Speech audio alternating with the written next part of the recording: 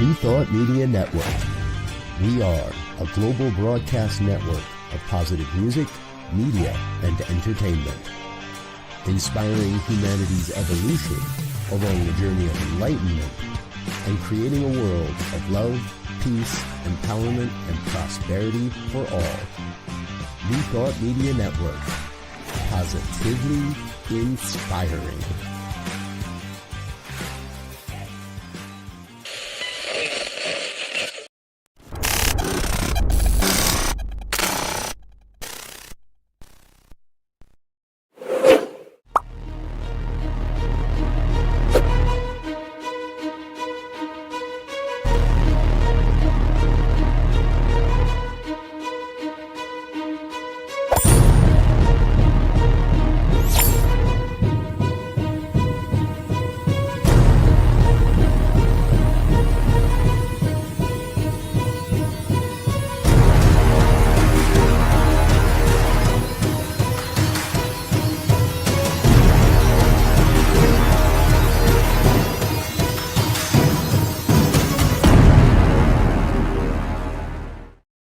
And hello again, Tier 1's Dr. Robert with you on a Friday evening. It's 5 o'clock on the Mountain Time Zone, and that means it is time for the good news here on New Thought Media Network. Thank you so much for joining us this evening. So grateful you're with us. Let's get right into it. This one just, wow, covers a whole bunch of stories. A woman from Trinidad and Tobago has created a startup that's turning heaps of smelly seaweed and other waste from the island's rum distilleries into a new low-emissions fuel for their cars. Now, you've heard of us speak of sargassum seaweed before. Well, Dr. Legina Henry began teaching a sustainable energy course at the University of the West Indies Cave Hill campus on the island of Barbados. One day in school, one of her students mentioned she would love to drive an electric car, but can't afford it. And the cost of electricity would be too much for us. And that sent Legina off on an idea. The story begins. She's brought forward a company called Rum and Sargassum. This is the seaweed. She's creating a mixture that produces energy when burned, and they had no idea it was going to work when they started.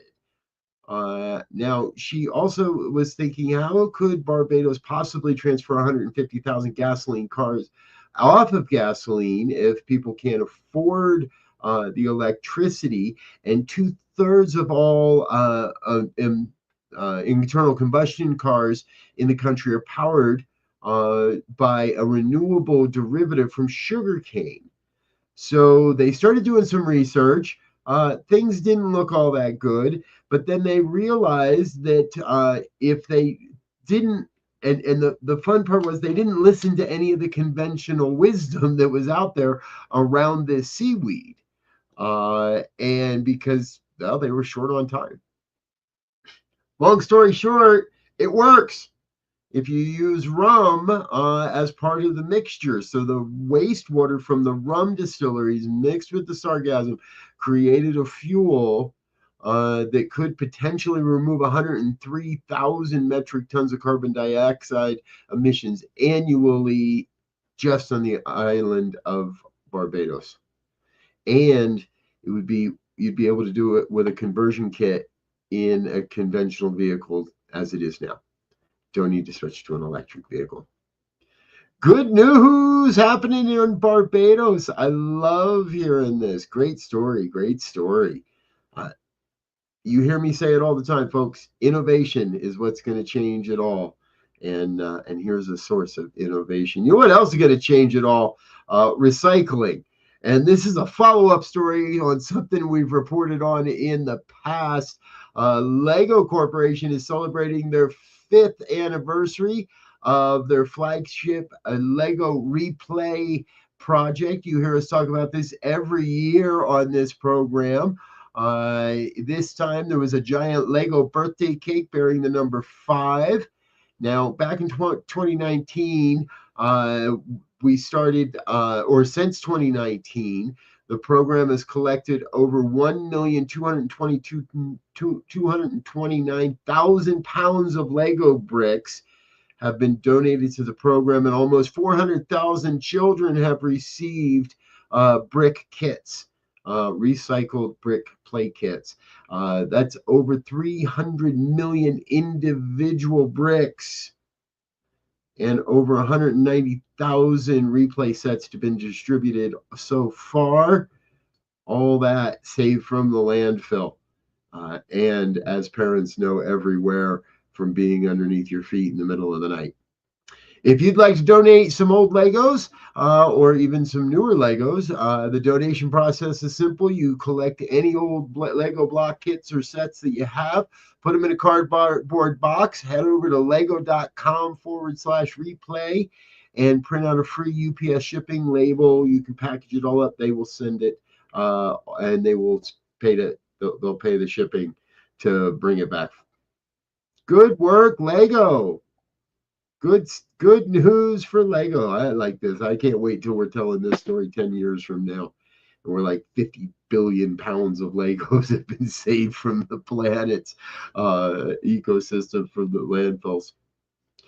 Here's an interesting story that we found, and we find most of our stories over at the goodnewsnetwork.org. It's where we found this story. Be sure to drop on over there and say hello to those folks. Give them some of the love and attention they deserve for doing such a good job finding these stories to us. Thanks to a generous donor. And let's get this set up properly here this time because, where's there it is. Thanks to the kindness of a generous donor, children 12 and under will now be able to visit the Milwaukee Art Museum for free. It's part of a $3.5 million gift that was given anonymously, but with instructions to establish an endowment supporting children attendance at the museum. The donor shared fond memories of visiting the museum with their family throughout their life and expressed their wish for the endowment to foster similar experiences for future generations of family. This is all according to the museum's announcement on Tuesday morning. This wonderful gift is a celebration of the way that philanthropy can have a significant and lasting impact for generations. That's Andre Aliar, Chief Development Officer for the museum. Every day, our youngest museum visitors will be able to access, engage with, and learn from world-class exhibits and programs free of charge, thanks to the generosity of an individual who believes in the power of art to strengthen our community. Congratulations to the anonymous donor, whoever you may be. We sure do appreciate that you're part of the solution and what's going on. To support the kids of Milwaukee and the Art Museum. Art's a good thing. Let's continue. I like this story too. In parts of Zambia's Kafu National Park, a conservation organization specializing in wild cats has reported the number of leopards there has nearly tripled. They went from 2.9 per 100 square kilometers of terrain up to 4.4 leopards for every 100 square kilometers of terrain, which is more than it sounds when you consider just how big the reserve is. At 22,700 square miles, it's 2.5 times larger than Yellowstone. And exists within an even greater ecosystem of varying levels of protection for an area about the size of the state of Massachusetts. Very large. It's very large and has tremendous potential for recovery, but it's been beaten up for so many decades, said John Ayers, board chairman of Panthera, the world's only conservation group dedicated exclusively to wildcats.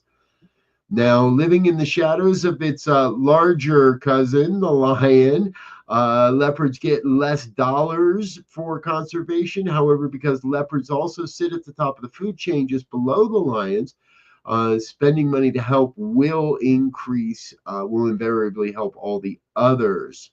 Leopards, Ayers added, are more ubiquitous and have more fixed territory than lions or cheetahs, which means camera trapping these cameras is more effective and able to give them greater understanding of the increase in the numbers. During the period in which the leopard numbers nearly tripled, there were no recorded poaching instances for leopard furs from locals affiliated with the church or any other known ceremonial group, according to Panthera's report. Good news, good news. It comes from everywhere, like here in how we're doing, supporting the furry creatures on the planet. Folks, we're going to take a quick break, let a couple of our sponsors say hello, but we're going to be right back with more of New Thought Media Network and the good news here tonight, including in our third segment, our hero of the week. You want to stick around for that. We'll be right back after these messages. Join our celebration of Black History Month. Only on New Thought Media Network. New videos every day at 6 a.m. Eastern Time, or watch anytime on our YouTube channel. 28 unique Black history moments. Every day in February. Come join us as we celebrate Black History Month. Only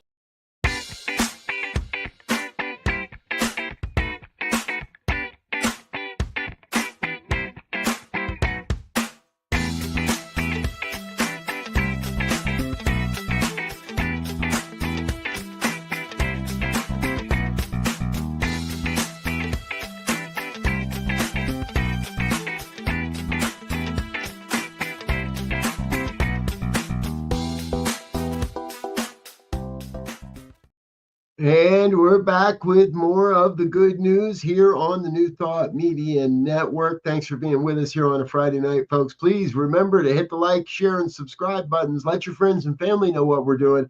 We'd love to have more folks listening in and watching here on the good news. And remember, we do create a podcast from this broadcast every week. You can find the good news on all your favorite on any of your favorite podcast platforms. Or on our YouTube in the playlist for the good news. All right, next up, this is an interesting twist on perhaps the original good news story. Some are calling it a Christmas miracle. Sue and Andy Toach were due to escape the cold of England with a winter vacation in Boa Vista, Cape Verde. As it happened, Sue spotted a post on the hotel's Facebook page about a donkey that was stranded on the beach and in danger of dying. Well, animal lovers that they were, the Toaches purchased some supplies to take in a bid to save the sickly donkey named Bella Ryu. On arrival, Sue teamed up with the other hotel guests and a local tour guide to find a veterinarian that might be able to treat Bella. They did manage to find a home for her at a local riding center. And then days later, Bella gave birth and nobody knew she was pregnant. They say when Bella was found, she was very skinny. Her hips and ribs were visible. Her coat was matted and she was covered in parasites. When I got there, I was grooming her twice a day and would sit and talk to her after receiving daily medication. Sue and Andy were due to fly home when she got a call from the tour guide saying Bella had given birth overnight. Now, Bella and her newborn are making a quick recovery, and Sue has vowed to return next year to visit Bella and her new son named Spaghetti. Not sure how we named a donkey Spaghetti, but somebody did. And there we have it. There is a GoFundMe set up to help with medical expenses for Bella as well. Good news for a Bella, a donkey in a manger.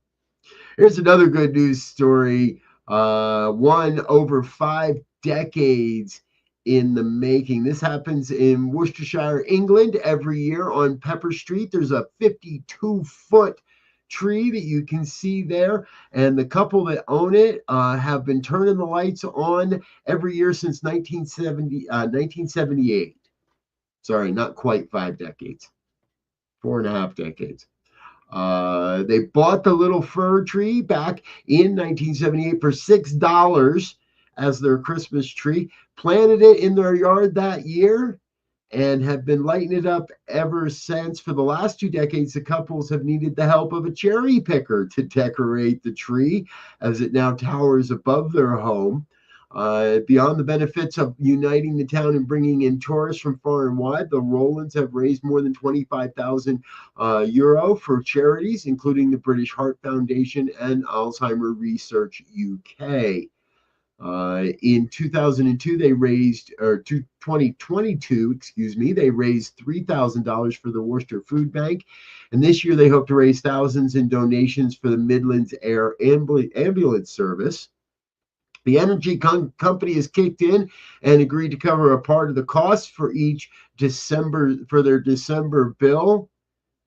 Avril, the owner, said, "It's remarkable to think we bought this tree as a sapling. We had no idea it would grow so tall, but we're delighted it has. And every year people say the tree switch on marks the start of their Christmas season."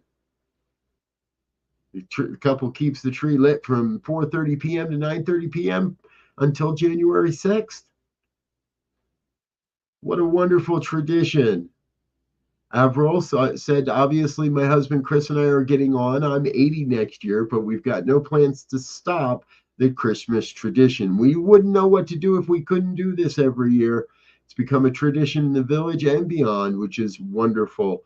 We even get holiday cards addressed to the tree, which is quite sweet." Yes, yes, yes. What a fabulous story. And I've got one more good news Christmas story here for you tonight, folks. In rural Indiana, a couple are selling about 1,000 stately fir and pine trees for Christmas to help fund the education of their 8 grandchildren. Sean and Bruce Carpenter planted around 5,000 tiny trees about a decade ago, reasoning that by the time they reached between 6 and 10 feet tall, their grandchildren will begin their college experiences and could use a helping hand. Over time, the Carpenters let nature take its course on the plantation, doing very little to cultivate the trees other than basic maintenance. Many of them did die, but around 1,000 beautiful trees remained and are ready for the holiday season. And so Bittersweet Farms is open for business. Sean Carpenter said that it was an investment to help our grandkids for college, one that's taken quite a while. Bittersweet Farms cut and carry Christmas trees for sale is the sign that the Carpenters put out by their rural mailbox on Bittersweet Road in Bean Blossom, Indiana, if you happen to be nearby.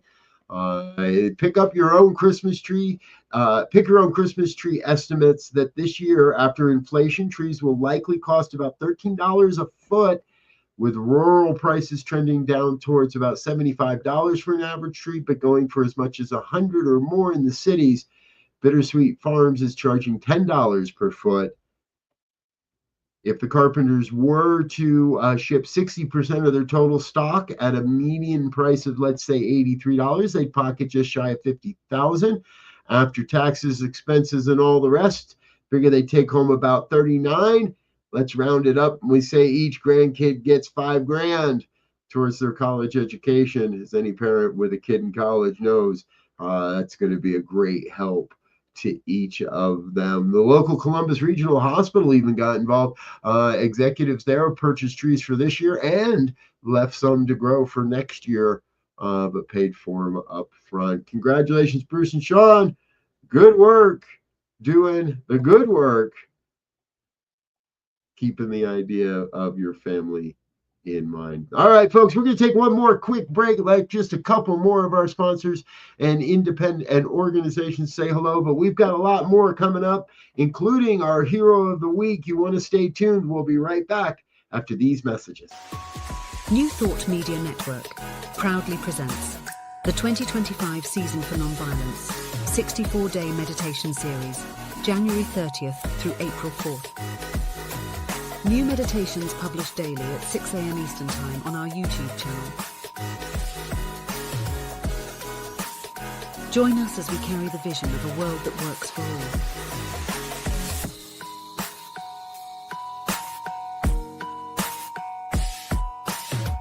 only on New Thought Media Network.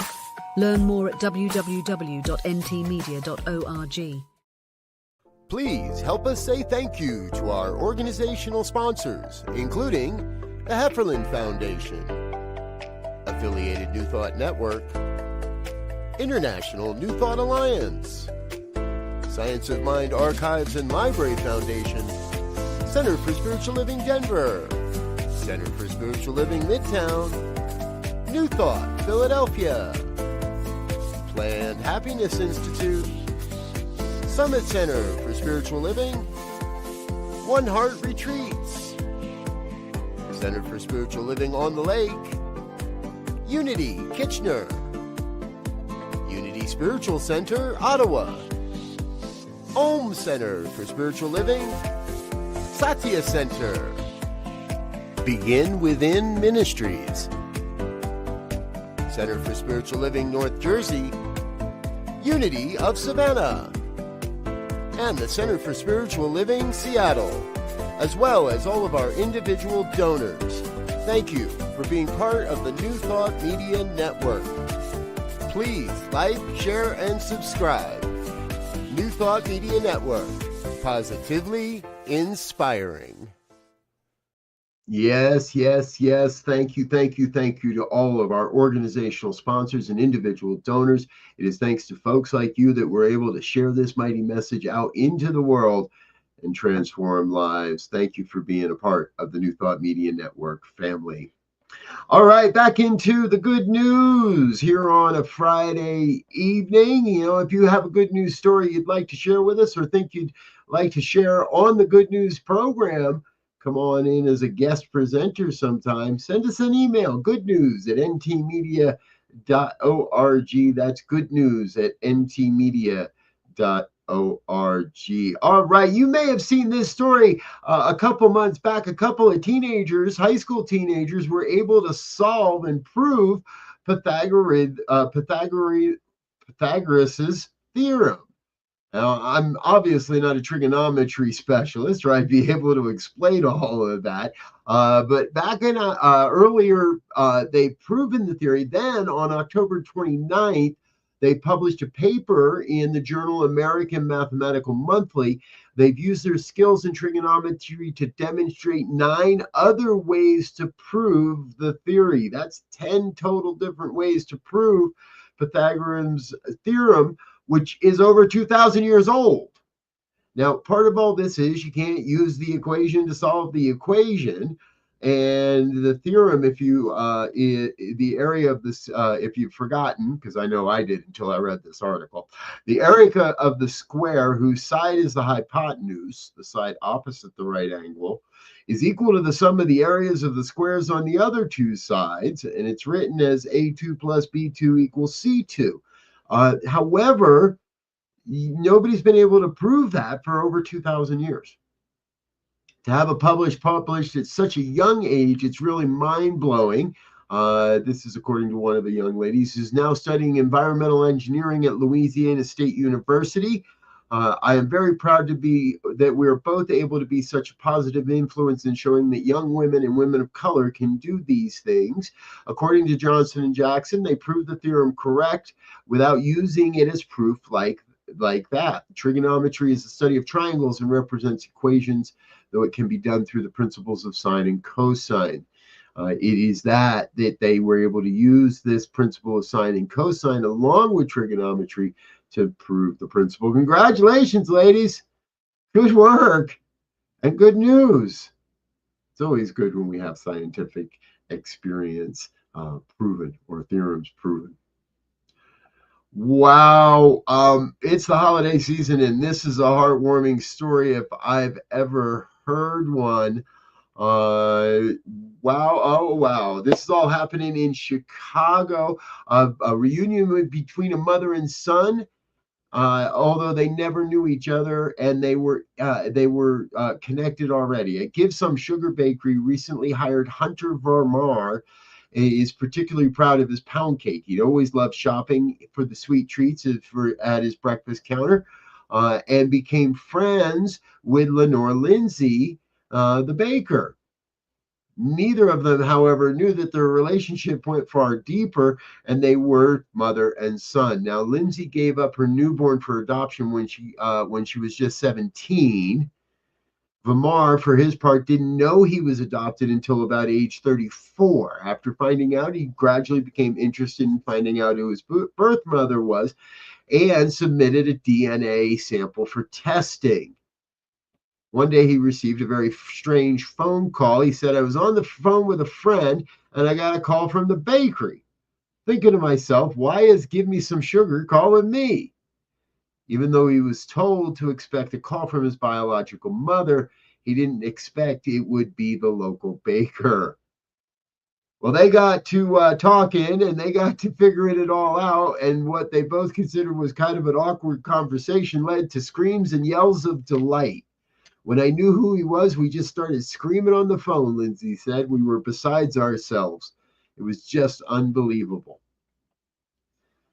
All these years, and in the last several years, they've been connected without knowing it. A great story. Vamar also got to meet a long-lost sister and now has an extended family that he didn't know about, and he's been able to incorporate his own 4 children into this new network, and they're all at the bakery having a good time. What a great story, folks. It's this kind of stuff. Can't stay away from it. And that led me to this story. An inspirational artist is giving patients a window view with murals designed to spark an escape from the sterile environment of chemotherapy. Colleen Wall began the journey years ago in 1995 when she was diagnosed with cancer while 4 months pregnant. The experience not only changed her life, but fueled her passion for using art to uplift others facing similar battles. She calls it arts and the healthcare. After beating cancer, she served as an artist in residence on the oncology floor at Women's and Children's Hospital of Buffalo.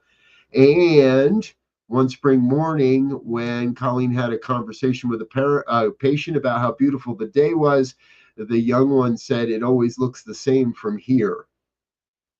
She successfully funded a Kickstarter campaign a decade ago, which offered her an opportunity to go on a painting sabbatical, where she created 20 inspirational paintings that she called landscapes. These were specifically designed for healthcare environments, and she was able to create those as well as a larger landscape. Colleen's goal is to give every patient a view to a sunny, peaceful place, offering a mental escape from the confines of a hospital room and a reminder that better days are ahead. Well, last month, she was given an opportunity to begin painting her landscapes right onto the walls of a Buffalo hospital. 10 murals were recently installed. 9 of them are window murals, and one is a 29-foot community mural that was installed in a treatment room. Now, spending long periods of time in the hospital can feel rather isolating, and these window paintings are meant to help patients feel as though they're not confined to a sterile room, but instead can take an imaginary journey outside into nature. Yes, yes, yes. Thank you, thank you, thank you. What a great, and these are things like, why didn't we have these ideas sooner? Why aren't more people doing this? Let's get to work, folks. These are simple, easy ways that we can support creating a world that works better for all. I encourage you to find yours and get out into the world and make it happen. And our next story is going to share more of that coming up right now. Here it is, our hero of the week.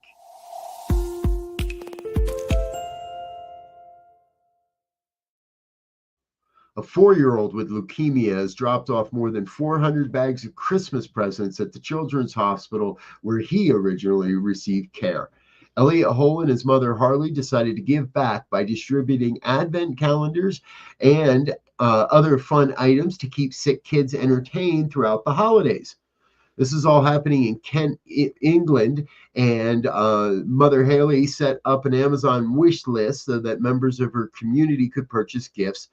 They ended up with about 350 items to put into party bags, including chocolate, games, bubbles, stickers, stationery, and all kinds of gifts. The family then dropped them off at 3 local hospitals.